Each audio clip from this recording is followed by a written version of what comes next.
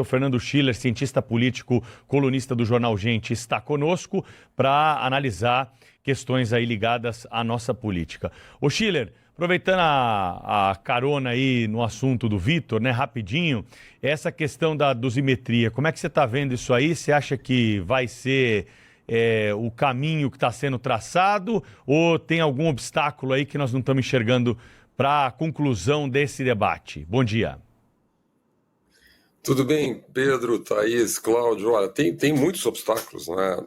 Se a anistia era muito difícil passar, então o Congresso optou por essa versão moderada, né? Aqui vamos fazer só uma observação, acho que importante, né? Eu até escrevi um artigo sobre isso no fim de semana. É um tipo de jeitinho brasileiro, né? Em vez do Congresso. Eu não estou entrando no mérito se o Congresso deveria ou não fazer isso. Estou dizendo, se há um desejo, uma maioria, né, pró-anistia, uma meia-anistia, uma anistia branda, porque houve exageros, porque houve desvios do processo legal, etc., uma série de problemas lá no julgamento, o que o Congresso deveria fazer é explicitar isso, tratar isso com a clareza devida e direto ao ponto, não é? E oferecer lá ou uma anistia ou uma meia anistia, alguma coisa nesta direção. O que o Congresso está fazendo? O que a Câmara fez? Criou um projeto que altera o Código Penal, né, aqueles artigos que foram introduzidos na Lei de Defesa da Democracia, 4 anos atrás, e altera a lei de execuções penais. Né? E aí complica tudo, porque aí começa a haver uma espécie de transbordamento. Aquilo que era para ser apenas um benefício para essas pessoas do 8 de janeiro, né, e os tais investigados, julgados, condenados na trama golpista, que eu boto entre aspas, né, extravasa para outros criminosos. Né? Quando você diminui, você melhora as condições de progressão, enfim, uma série de detalhes. O relator no Senado, o senador Esperidião Amin, já disse que isso vai ser mudado no Senado. Não é? O senador Alessandro Vieira já se colocou dizendo que vai ter um relatório paralelo, o senador Otto Alencar disse que não é possível desse jeito, que vai ter uma modificação, a discussão vai para a CCJ. Isso não vai terminar como terminou lá uma série de outros projetos, a própria redução do imposto de renda, etc., onde o Senado simplesmente referenda o que a Câmara fez. Não é?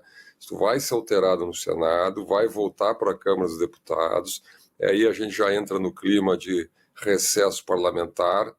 Eu desconfio que esse tema vai acabar ficando na Câmara para depois do recesso, né? Porque nós estamos aí no dia 15, né? Falta muito pouco tempo para o recesso. O Senado vai se dedicar a isso essa semana, não acho que delibere isso essa semana, então acabou o ano, né? Vai acabar o ano. Então é isso, né? E porque essas manifestações vão ser interessantes, né? Porque para o governo, qualquer concessão nessa direção é uma derrota política, porque faz parte da lógica da campanha eleitoral do Lula no ano que vem, a retórica do golpe, a retórica da ameaça à democracia, etc. Ainda mais agora com a campanha, com a candidatura potencial aí do Flávio Bolsonaro. Né? Se o Congresso aprovar uma dosimetria, uma redução, portanto, das penas, etc., o que o Congresso está dizendo? O Congresso está reconhecendo, de um jeito ou de outro, que houve um problema nesses julgamentos como um todo. Então é uma crítica ao Supremo Tribunal Federal, por mais que isso tenha sido objeto de um acordo, não é? Que o Supremo vai ter a última palavra, porque as demandas terão que ser feitas em relação ao Supremo, não é? Digamos, é um reconhecimento, é uma vitória política da oposição, não é? E é um reconhecimento de que houve algum problema. Então vamos lá, né? Mas é assim, nós estamos, é uma corrida contra o tempo isso, né? É uma corrida contra o tempo. Ontem me chamou a atenção nas manifestações a fragilidade das manifestações, menos gente, né? Imagina você faz, Thaís, Cláudio, Pedro, um show com Caetano Veloso, Paulinho da Viola, Chico Buarque, Gilberto Gil. Pô, tinha que lotar a praia de Copacabana só com esses artistas, né? Porque esses artistas lotam estádios, cobrando muito caro no Brasil inteiro. O Gilberto Gil lota estádio sozinho, o Caetano Veloso lota estádio sozinhos. Então, todos eles reunidos, 18 mil pessoas, conforme os dados. Então, quer dizer, basicamente ninguém foi para a manifestação, só foram para o show. Então, porque é muito antipático, né? Você tem uma moça condenada a 14 anos por pintar um batom, uma cabeleireira, mãe de duas crianças, né? Então você imagina lá pedindo que ela fique 14 anos na cadeia, que teria tentado dar um golpe de Estado. é o que pega mal na sociedade, isso, na minha visão, pega muito mal na sociedade. Então, aí não, acho que aí não anda o processo, né? O que acho que haverá é uma decisão pragmática do Senado para isolar a decisão sobre a dosimetria de reverberações para outros crimes, eventualmente colocando o seguinte: olha, essas reduções que só valem para aquelas pessoas do 8 de janeiro e para essas discussões aí nos últimos anos, tais e tais processos. É uma lei direcionada que é praticamente uma anistia branda, né? Que na minha visão é o que a maioria aí do Congresso deseja fazer.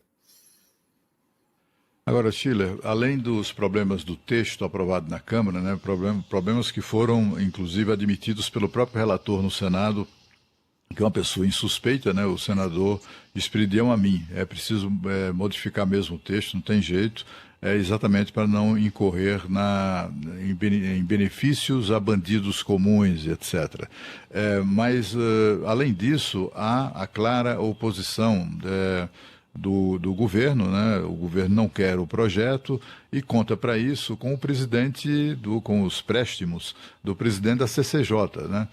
Tendo em vista essa rusga aí com o Alcolumbre, ele se voltar, então, o Lula, sobretudo para o senador Otto Alencar, que está num momento, digamos assim, de muita gratidão ao governo, né, e ao PT de uma maneira geral, porque ele acaba de nomear o filho acaba de ser indicado para o cargo vitalício de conselheiro do Tribunal de Contas do Estado da Bahia. E ele, desde o começo, tem manifestado uma certa má vontade. Isso sem ler o texto, né? Sem tomar conhecimento desses problemas aí apontados pelo senador Esperidião Amin. Imagina agora que ele tem todos os pretextos do mundo. Eu tenho a impressão que haverá uma pressão ali lulista, governista, para arquivar esse projeto já na CCJ. Eu tenho a impressão que há um risco bastante claro de isso vir a ocorrer. Olha, Cláudio, eu acho que arquivar pura e simplesmente eu acho talvez um pouco mais difícil, porque o senador Davi Alcolumbre se comprometeu, houve não vou dizer, a palavra acordo talvez seja um pouco forte, mas houve um entendimento, digamos, que esse assunto deveria avançar nessa direção, não é? Então, a minha impressão é que o Senado, mas eu acho que é um empenho do senador Esperidião Amin de que isso avance, e vamos lembrar que tinha, né, semanas atrás, 41 assinaturas a favor do impedimento do ministro Supremo. Então, existe força política no Senado para fazer isso avançar. Acho que ficaria muito mal para o senador Davi Alcolumbre nesse momento, simplesmente arquivar o processo. O que vai haver, na minha visão, é um entendimento. Eu acho que o senador Esperidião Amin não vai bater de frente com o senador Otto Alencar, não vai bater de frente com o senador Alessandro Vieira, vai se produzir um entendimento para mudar a lei, tornar ela mais específica, direcionada a essas pessoas do 8 de janeiro, e aí volta para a Câmara. E aí entra o Carnaval, aí entra o Natal, o Réveillon, etc. E fica tudo para o ano que vem. Schiller, um outro assunto que tem marcado o noticiário é a polêmica envolvendo o mandato da agora ex-deputada Carla Zambelli, presa na Itália, condenada nesse mesmo contexto dos atos antidemocráticos. A Câmara, na semana passada, votou pela manutenção do mandato. Teve maioria pela cassação, mas não os votos suficientes. O Supremo Tribunal Federal pegou o caso de volta e falou não pode. Ela tem condenação transitada em julgado e ela tem que ser cassada e ponto. E aí entramos no fim de semana com essa polêmica e ontem a própria deputada presa na Itália renunciou ao mandato, encerrando a polêmica, mas não a questão política. Como é que você viu essa história toda, hein, Schiller? Olha, essa história é típica do Brasil de hoje, né? Típica do Brasil de hoje. Porque o que acontece? Há um entendimento diferente por parte do Supremo e por parte da Câmara, do Congresso Nacional, sobre quem deve deliberar em última instância sobre perda de mandatos, condenação e trânsito em julgado, né? Vamos lá, então aqui a gente poderia, o telespectador, o nosso ouvinte, poderia dizer, mas vem cá, a Câmara, os deputados, a mesa da Câmara, só tem maluco lá, então não acata uma decisão do Supremo Tribunal Federal, né? Não é bem assim. O que acontece? O artigo 55 da Constituição é muito claro. Se as pessoas, eu brinco sempre aqui, vou brincar de novo, entre no Google, leiam o artigo 55 de um texto altamente desgastado hoje no Brasil, que é uma coisa chamada Constituição Brasileira. E tal, a Constituição no artigo 55, está lá o inciso 6º, diz assim: em caso de trânsito em julgado, né, trânsito em julgado perde o mandato. Perderá o mandato quem tiver condenação em trânsito em julgado. Muita gente para a leitura por aí, viu, Thaís, Cláudio e Pedro? Eu li até um artigo que ficou muito popular aí no final de semana dizendo isso, né? O articulista ele só leu até ali, sabe? O cara só leu o artigo até ali. Daí, assim, se ele continuasse a leitura, teria um parágrafo único, dizendo um parágrafo embaixo, dizendo assim, com um detalhe. O inciso 6º depende de decisão, é passivo de decisão, aí usa a expressão decisão, deliberação da Casa Legislativa, no caso a Câmara dos Deputados, por maioria. Ponto. Então é claríssimo, a Constituição não pode ter nada mais claro. Lembro quantas vezes eu falo aqui, o direito é feito de palavras. Se as palavras são claríssimas, né, e tem um comando claríssimo, portanto a deliberação é da Câmara dos Deputados, está escrito na Constituição. Não é porque o Schiller acha, porque o Hugo Mota acha, porque a maioria daqueles malucos lá da Câmara dos Deputados acha, é porque está na Constituição, simplesmente por causa disso. O que o Supremo... Daí eu pensei, mas então o Supremo é feito de gente maluca, porque também não lê a Constituição? Não, que o Supremo fez uma interpretação. Qual é a interpretação que o Supremo fez? Ele foi no inciso 3º, o inciso 3º diz assim: o deputado que faltar 1/3 das sessões, ele perde o mandato. Né? Se o deputado tiver faltado, ou seja, está dito no passado, a 1/3 das sessões, ele perde. Imagina, o deputado fica faltando, vai em festa, não acorda, vai viajar, vai para Porto Seguro e tal, não perde o mandato. Se faltar 1/3, ele perde o mandato. O que o Supremo fez? Já não é de agora, isso já vem de mais tempo. Tá? Ele diz o seguinte, olha, se tiver trânsito julgado e o deputado tiver prisão, regime fechado, ele não vai poder ir, tá certo? Ele está preso, então não pode ir lá. Logo, a gente supõe que ele vai faltar no futuro. Portanto, já caça logo ele agora. É basicamente isso.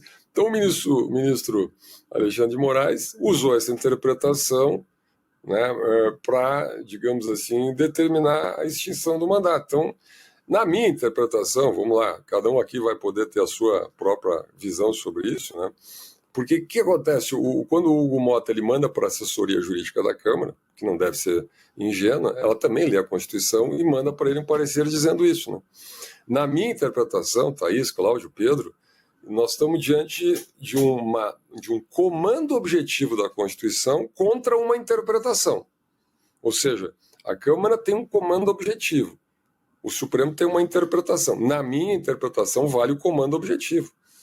Certo? Agora, você vai colocar no lugar de um comando objetivo uma interpretação. Então, eu considero que, nesse caso, a Câmara está coberta de razão, né? E é uma prerrogativa do Congresso Nacional. Sobre isso, Sheila, eu queria até chamar a atenção aqui, pedindo desculpas exatamente sobre esse assunto da renúncia de Carla Zambelli.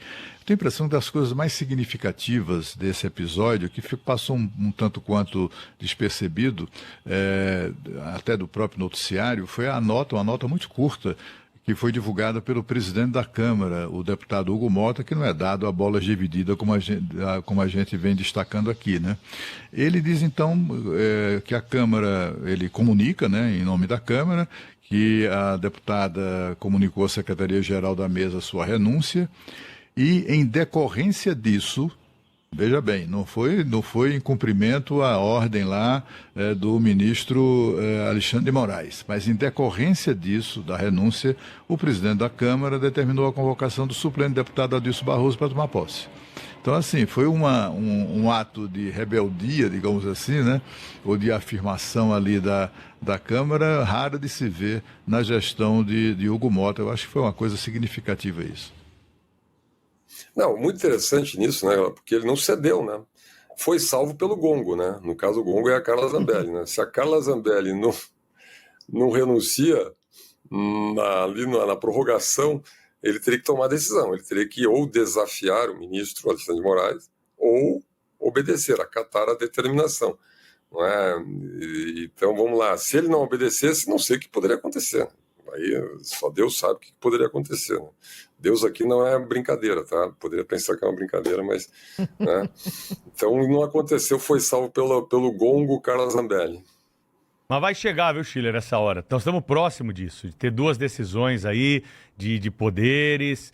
Nós já estamos falando sobre isso há algum tempo. Tivemos aí, teve essa saída que a gente explicou, mas uma hora vai chegar. Não vai ser nada bom para o Brasil, certamente, porque seja uma ou a outra que prevalecer, sempre vai ter um poder que não estará, né, no mesmo nível ali do outro, que é o que diz a Constituição Federal.